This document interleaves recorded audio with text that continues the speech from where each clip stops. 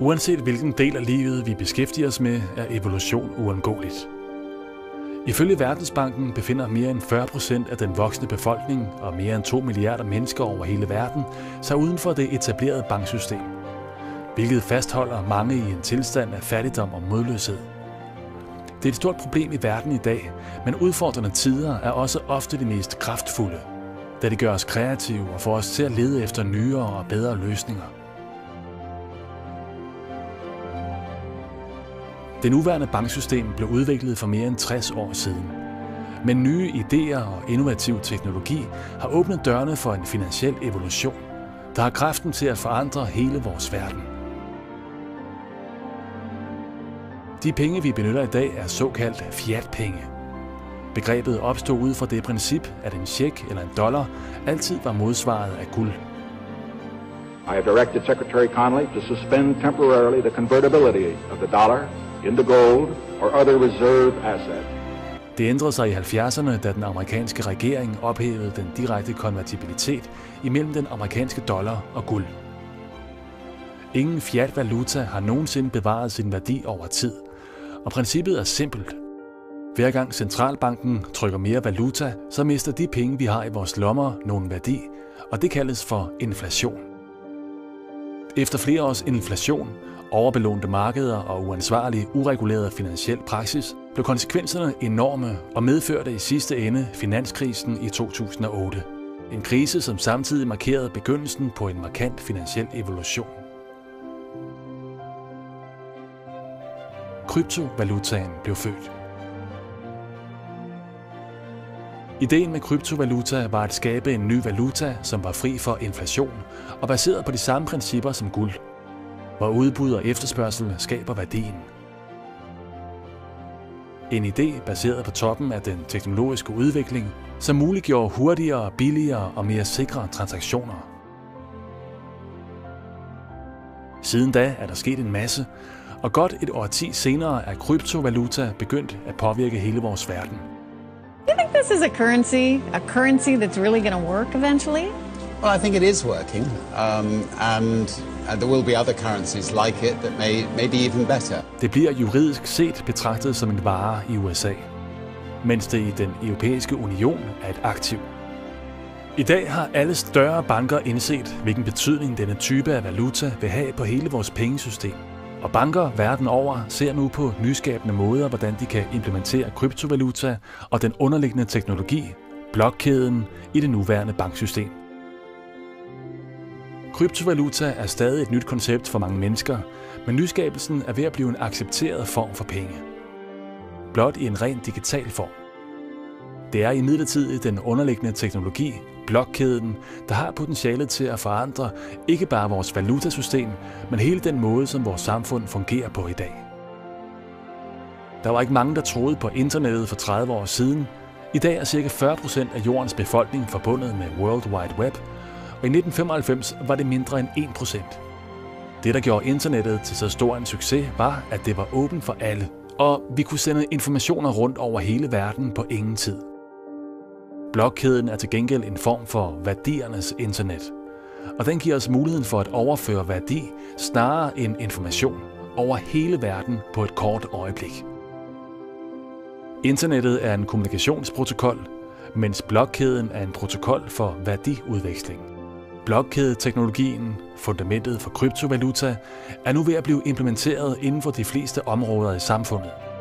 På aktiemarkedet, i salgsoptegnelser, inden for kontrakthåndtering og naturligvis også i den finansielle sektor i forbindelse med betalinger og transaktioner, for at nævne nogle få eksempler.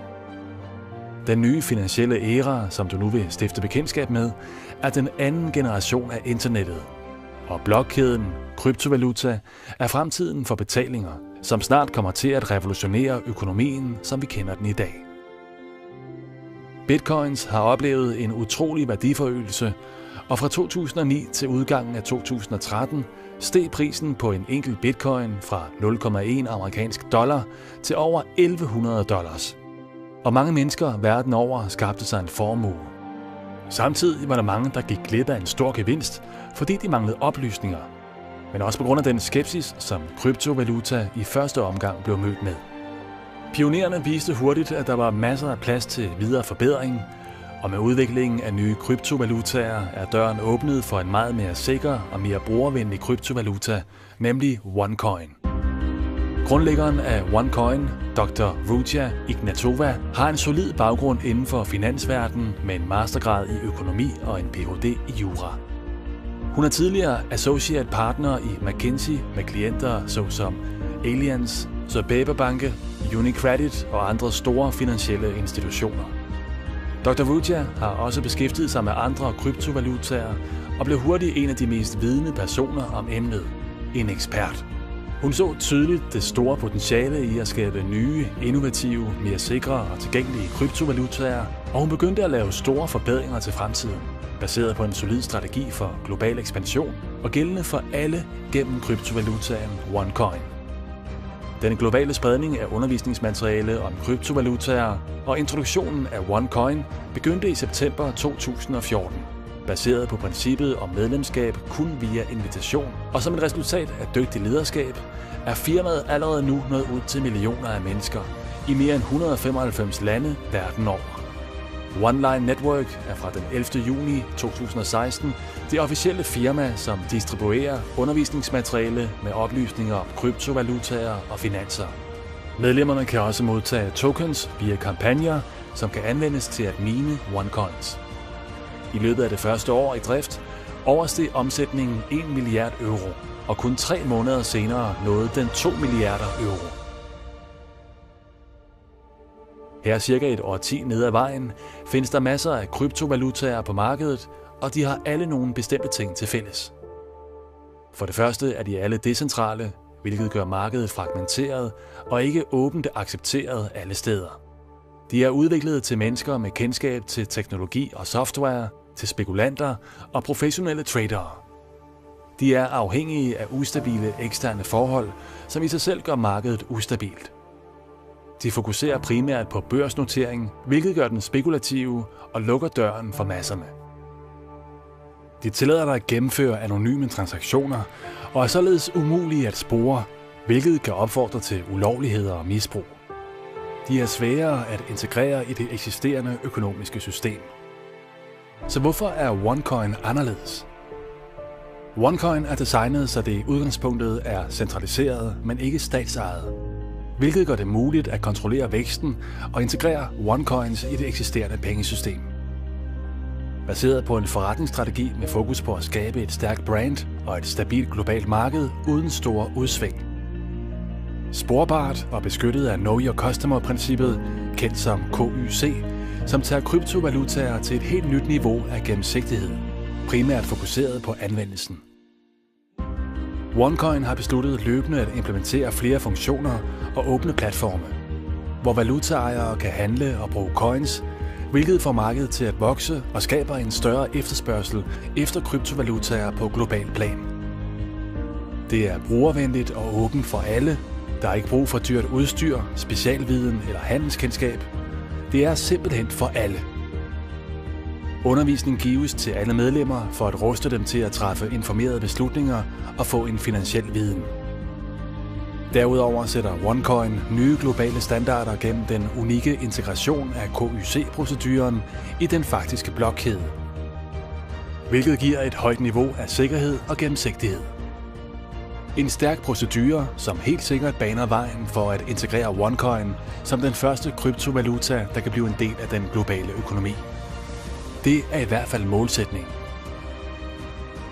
OneCoin er også nøglen til at hjælpe folk i udviklingslandene med at tage et tigerspring ved hjælp af teknologien og få øjeblikkelig adgang til kryptovalutaer og et banksystem gennem kryptovaluta og til at drage fordel af de muligheder, der findes i de udviklede lande. Mens de fleste kryptovalutaer er baseret på spekulation gennem aktiehandlen, er OneCoins primære fokus på anvendelsen, da værdien af kryptovalutaen er baseret på udbud og efterspørgsel. Så jo mere den anvendes, jo højere bliver valutaens værdi. Ifølge de første estimater i 2014 ville værdien på en OneCoin efter et år ramme 5 euro. Men allerede 10 måneder senere overgik prisen på en enkelt OneCoin de første prognoser og ramte 5,65 euro. OneCoin forventer en yderligere stigning i værdi inden for de næste par år. Baseret på det konstant voksende netværk af minere, men også på grund af de mange firmaer, som vil have adgang til de mange millioner af OneCoin-ejere med henblik på at promovere deres ydelser og produkter, hvilket igen udvider anvendelsesområdet endnu mere. Dette er på ingen måde et løfte eller en garanti, men de hidtidige erfaringer med OneCoins gør fremtiden endnu mere spændende, og det kan blive en fordel for hele det moderne samfund og for fremtidige generationer. Så hvordan kommer man i gang? Ved at tilmelde sig OneLife Network får du førsteklasses finansiel undervisning, som hjælper dig til at blive en uddannet miner. Undervisningspakken findes i 7 forskellige niveauer, der begynder helt nede ved 140 euro og går op til 27.530 euro, og som indeholder forskellige undervisningsmoduler om finanser, trading og kryptovalutaer. For hvert undervisningsniveau modtager du et fast antal kampagnetokens, og afhængig af hvilken pakke du køber, kvalificerer du dig også til et eller flere split. Et split fordobler antallet af tokens og kan derfor anvendes til at generere flere coins. Når dine tokens er blevet splittet, kan du indsende dem til en mining pool, og med bare få klik kommer du i gang med at mine dine OneCoins. OneLife Network tilbyder også nogle ganske attraktive kombinationer af de forskellige undervisningspakker. Disse kombinationer giver dig adgang til automatisk mining, så du kan komme ind i de forskellige mining pools med det samme, uden at skulle vente på et split. Udover automatisk mining kan de strategiske kombinationer også give dig ekstra splits, tokens og dermed flere OneCoins. Udover undervisningspakkerne har OneLife også introduceret sit første fysiske produkt, så medlemmer af netværket nemt kan tilgå online-markedet. Nemlig OneTabletten. En mobil og smart enhed, der kan bruges på daglig basis, og som har potentialet til at forbedre læringen, tradingen og netværksaktiviteterne for et hvert medlem af OneLife-netværket. OneTabletten leveres i et flot design og med smarte funktioner. Med den utrolige vækst, som firmaet indtil videre har oplevet, har den ikke blot været dedikeret til at give mere tilbage til medlemmerne, men også til samfundet. One World Foundation er pt. Aktiv i flere lande, hvor virksomheder og medlemmer af OneLife Network løbende donerer penge til at løfte og hjælpe børn med at nå deres fulde potentiale igennem uddannelse og langsigtet støtte. Kryptovaluta og dette nye finansielle marked har virkelig potentialet til at skabe bankmuligheder for de 2 milliarder mennesker, som i dag ikke har adgang til banksystemet ifølge Verdensbanken. Det er et af de små spirende markeder i dag, som kan forbinde mennesker uden bank med det finansielle system alene ved hjælp af en telefon. Det kan eliminere mellemmanden, som tager høje gebyrer for overførsler og grænseoverskridende betalinger, hvor det gennemsnitlige gebyr er på 7,7%, men som kan være helt op til 29% og tage flere dage. Hjælp mennesker med at sikre deres aktiver og få deres kapital til at vokse på et ekstremt hurtigt voksende marked. Hvad skaber OneCoins værdi? For at tilfredsstille behovene på det offentlige massemarked vil OneCoin mine i alt 120 milliarder coins, og den effektive blokkæde er udviklet, så den understøtter ekstremt hurtige transaktioner. Et fortsat voksende netværk skaber et stærkt brand i kombination med det stigende antal af handlende, som gerne vil have adgang til de mange millioner ejere af OneCoins. Konstant voksende anvendelsesområder. Disse faktorer skaber værdien af OneCoins, og når OneCoin bliver offentligt tilgængeligt, så er markedet der allerede udspredt og globalt, og værdistigningen vil højst sandsynligt være et faktum. OneCoin er social, global og nem at tilgå igennem OneLife Network. Networking og sociale medier har en utrolig evne til at påvirke i en grad, så det kan forandre stort set et hvert marked. Husker du Netscape og Yahoo? Søgemaskinerne blev hurtigt glemt, da giganten Google fuldstændigt overtog markedet og introducerede en brugervenlig og meget mere sofistikeret form for software. Og husker du MySpace? Det sociale netværk, som hurtigt blev glemt, da Facebook overtog hele markedet. Ingen af disse giganter benyttede sig af reklame for at nå ud til folk. Disse firmaers vækst baserede sig på tillid, resultater og det mest magtfulde af alle elementer. Tilfredse brugere og personlige anbefalinger, det samme fænomen som OneCoin oplever netop nu.